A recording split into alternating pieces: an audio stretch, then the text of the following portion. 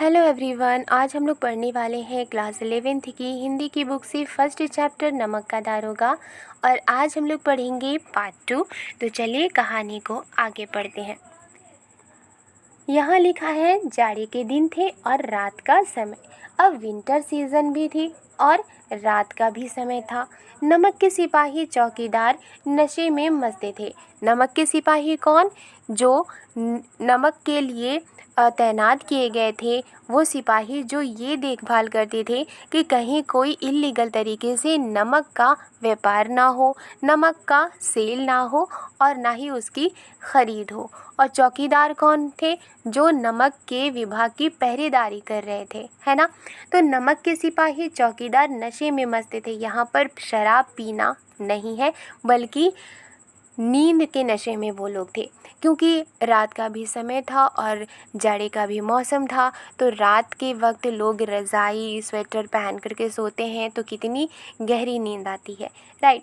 तो इसीलिए यहाँ कहा गया था कि एक्चुअली में रात का भी समय था, इसलिए नमक के सिपाही और चौकीदार जो थे वो नींद में थे।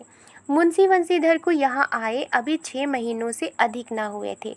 मुंशी बंसीधर को चूँकि दारोगा पद मिला हुआ था और उनको इस जॉब में 6 महीने से भी ज़्यादा नहीं हुए थे, लेकिन इस थोड़े समय में ही उन्होंने अपनी कार्यकुशलता और उत्तम आचार से अफसरों को मोहित कर लिया था। जो मुंशी बंसीधर थे, उन्होंने कम समय में ही उनके काम करने के जो तरीके थे, उनकी जो कार्यकुशलता थी, है ना, काम करने की जो कला थी, काम करने की जो एबिलिटी थी और उत्तम आचार उनके थे, यानी कि बहुत ही उनकी जो डिसिप्लिन थी, उनकी जो मैनर्स थे, वो बहुत ही ज़्यादा ऊंचे थे, मतलब अच्छे थे, ठीक है। तो वो अपने काम करने की जो एबिलिटी थी और अपने जो मैनर्स थे, जो ऊंचे डिसिप्लिन थे, तो उन्होंने अपने इसी पर्सनालिटी की वजह से अफसरों को मोहित कर लिया था, यानी कि उन्हें भी अट्रैक्ट कर लिया था अपनी तरफ। ऑफिसर्स भी क्या सोचते थे कि जो मुंशी बंसीधर है वो अच्छे इंसान है, वो ईमानदार है, कभी भी किसी का बुरा नहीं करते और अपनी काम ईमानदारी के साथ करते हैं। तो ये सारी खूबियाँ जब अफसरों ने देखी थी मुंशी बंसीधर के अंदर, तो वो लोग भी मुंशी बंसीधर की ओर अट्रैक्ट हो गए थे, उनको इज्जत देते थे, उनको रिस्पेक्ट करते थे। अफसर लोग उन पर बहुत विश्वास करने लगे थे। अफसर लोग क्या करने लगे थे? बहुत ज़्यादा उनके ऊपर यकीन करने लगे थे, विश्वास करने लगे थे। क्यों करने लगे थे? क्योंकि मुंशी बंसीधर एक ईमानदार व्यक्ति थे। ओके।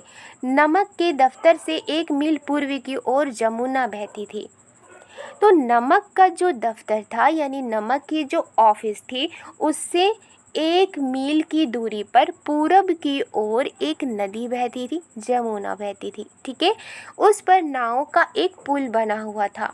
नाव का पुल कैसा होता है? तो आप यहाँ पर पिक्चर में देख सकते हैं कि यहाँ पर नाव बहुत सारी रखी हुई है और उसके ऊपर इस तरह से लकड़ी के पुल बनाए गए हैं, ठीक है। तो इसीलिए यहाँ पर क्या कहा जा रहा है कि जो जमुना नदी थी उस पर नाव का एक पुल बना हुआ था। दारोगा जी किवाड़ बन के मीठी नींद से सो रहे थे। अब यहाँ दारोगा जी कौन है? मुंशी बंशीधर है, राइट। तो वो किवाड़ बंद करके, यानी दरवाज़ा बंद करके मीठी नींद से सो रहे थे। अचानक आँख खुली तो नदी के प्रवाह की जगह गाड़ियों की गड़गड़ाहट तथा मल्लाहों का कोलाहल सुनाई दिया। अब रात के वक्त अचानक उनकी आँख खुल गई तो उन्होंने क्या सुना? क्योंकि उनका जो दफ्तर था नदी के पास ही थे, इसलिए जब रात के वक्त चारों तरफ सन्नाटा हो जाता है तो हमें जो नेचुरल आवाज़ें हैं वो इजीली सुनाई देती हैं, है ना। तो नदी जब बहती है तो उसकी आवाज़ कैसी होती? कल की आवाज़ होती है। तो नदी की प्रवाह, यानी कि नदी जब मूव कर रही थी, नदी का पानी जब मूव कर रहा था, तो उस वक्त उसकी जो आवाज़ थी तो सुनाई देती है। लेकिन जब दारोगा जी नींद से जागे तो उन्हें नदी के पानी के बहने की आवाज़ की जगह उन्हें गाड़ियों की गड़गड़ाहट और मल्लाहों का कोलाहल सुनाई दिया। मल्लाह कौन होते हैं? जो नाव चलाते हैं। और कोलाहल का मतलब क्या हो गया? शोर शराबा, है ना। तो बहुत सारे गाड़ियों की गड़गड़ाहट और मल्लाहों का शोर शराबा उन्हें सुनाई दिया और वो उठकर बैठ गए। इतनी रात गए गाड़ियाँ क्यों नदी के पार जाती हैं? अब वो जैसे ही उन्होंने उन आवाज़ों को सुना तो वो खुद से ही सवाल कर रहे थे। उन्होंने खुद से ही प्रश्न किया, इतनी रात गए गाड़ियाँ नदी के पार क्यों जा रही हैं? अवश्य कुछ ना कुछ गोलमाल है। फिर वो खुद ही आंसर देते हैं कि ज़रूर कुछ ना कुछ गोलमाल है, ज़रूर कुछ ना कुछ गड़बड़ है। तर्क ने भ्रम को पुष्ट किया। अब तर्क क्या? जो उन्होंने खुद से सवाल किया ये तर्क था, ठीक है। और उनका भ्रम का मतलब क्या होता है? शक, है ना। तो जैसे ही उन्होंने खुद से क्वेश्चन किया और खुद से ही आंसर दिया, ठीक है, तो उन्होंने तर्क किया खुद से, और जब उन्होंने खुद से ही जवाब दिया कि ज़रूर कुछ ना कुछ गड़बड़ है, तो उनके इस आंसर ने उनके शक को और भी गहरा कर दिया। यानी वो जो सोच रहे थे कि इतनी रात को तो गाड़ियाँ नहीं जाती हैं, गाड़ियाँ तो दिन के वक्त में जाती हैं, लेकिन रात के वक्त ये गाड़ी जा रही है नदी के पार और साथ ही साथ मल्लाहों का शोर शराबा है, तो ज़रूर कुछ ना कुछ बात है। उनका जो शक था वो पूरी तरह से बन गया। वर्दी पहनी, तमंचा जेब में रखा। तमंचा मतलब क्या? Pistol, okay. तो उन्होंने फिर चूँकि वो दारोगा थे तो उन्हें तो वर्दी पहननी होगी। जब भी वो अपना काम करेंगे, जब भी वो ड्यूटी निभाएंगे तो उन्हें तो अपनी वर्दी पहननी होगी। तो वो तुरंत अपनी वर्दी पहनते हैं और तमंचा जेब में रखते हैं, यानी कि वो पिस्टल जेब में रखते हैं और बात की बात में घोड़ा बढ़ाए हुए पुल पर आ पहुँचे। और इसी बात पर उन्होंने क्या किया? घोड़े पर सवार हुए और फिर वो पुल के पास आकर पहुँचे। गाड़ियों की एक लंबी कतार पुल के पार जाती दिखी और जैसे ही वो जाते हैं पुल के पास तो उन्हें गाड़ियों की एक लंबी लाइन नज़र आती है जो कि पुल के पार जाती हुई दिखी। उन्होंने डांट कर पूछा, किसकी गाड़ियाँ हैं? किसने डांटा? मुंशी वंशीधर ने, जो कि दारोगा बन गए थे। थोड़ी देर तक सन्नाटा रहा। अब थोड़ी देर तक तो सन्नाटा रहा क्योंकि सामने में दारोगा जी हैं, कौन क्या बोल सकता है, ठीक है। तो थोड़ी देर तक तो सन्नाटा रहा। आदमियों में कुछ कानाफूसी हुई। कानाफूसी मतलब एक दूसरे के कानों में वो लोग कुछ फुसफुसाने लगे, कुछ बातें करने लगे। तब आगे वाले ने कहा, पंडित अलोपी दीन की। तो जैसे ही मुंशी वंशीधर ने उन लोगों से डांट कर पूछा तो थोड़ी देर तक तो सन्नाटा रहा। आदमियों के बीच में जितने भी लोग वहाँ पर थे आपस में कानाफूसी करने लगे, धीमी आवाज़ में बात करने लगे। और फिर तब आगे वाले ने कहा कि पंडित अलोपी दीन की है। तो कौन पंडित अलोपी दीन? इस पर मुंशी वंशीधर ने दोबारा से उनसे पूछा कि कौन पंडित अलोपी दीन, क्योंकि एक नाम के तो बहुत सारे पर्सन हो सकते हैं, तो इसीलिए उन्होंने कहा कि कौन है पंडित अलोपी दीन। तब जवाब मिला दातागंज के, यानी जिस जगह के पंडित अलोपी दीन रहने वाले थे उस जगह का नाम लिया गया। तो उन्होंने कहा कि दातागंज के मुंशी वंशीधर चौके, चूँकि वो एक प्रतिष्ठित व्यक्ति थे, एक फेमस व्यक्ति थे पंडित अलोपी दीन, इसलिए उनका नाम सुनकर मुंशी वंशीधर चौंके। पंडित अलोपी दीन इस इलाके के सबसे प्रतिष्ठित ज़मींदार थे। और पंडित अलोपी दीन कौन थे? प्रतिष्ठित ज़मींदार, यानी बहुत ही ज़्यादा फेमस ज़मींदार थे। ज़मींदार कौन होता है? जिनके पास बहुत सारी ज़मीन होती है, उन्हें कहा जाता है ज़मींदार, ओके। लाखों रुपए का लेन देन करते थे। अब पंडित अलोपी दीन क्या क्या करते थे? लाखों रुपयों का लेन देन किया करते थे। वो दूसरों को कर्ज भी दिया करते थे, राइट, बिजनेस भी किया करते थे। इधर छोटे से बड़े कौन ऐसे थे जो उनके ऋणी ना हो, यानी उनके कर्जदार ना हो, यानी छोटे बड़े हर कोई उनका कर्जदार था। व्यापार भी बड़ा लंबा चौड़ा था। अब पंडित अलोपी दीन के जो बिज़नेस थे वो भी बहुत ज़्यादा बड़ा था।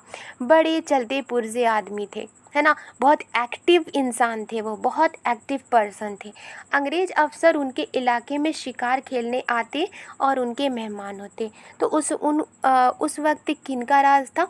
अंग्रेज़ों का राज था। तो अंग्रेज़ के बारे में कहा गया है कि जब भी कोई अंग्रेज़ ऑफिसर उनके इलाके में जाते थे, उनके इलाके का मतलब क्या, क्योंकि पंडित अलोपीदीन जो कि एक बहुत बड़े ज़मींदार थे, उनके पास बहुत सारी ज़मीन थी, तो ज़मीन ज़्यादा होने की वजह से वो क्या थे, ज़मींदार थे। अब ऐसा तो नहीं है कि चारों तरफ से प्लेन ही होगा, मैदान ही होगा, ठीक है, कहीं कहीं जंगल भी होंगे।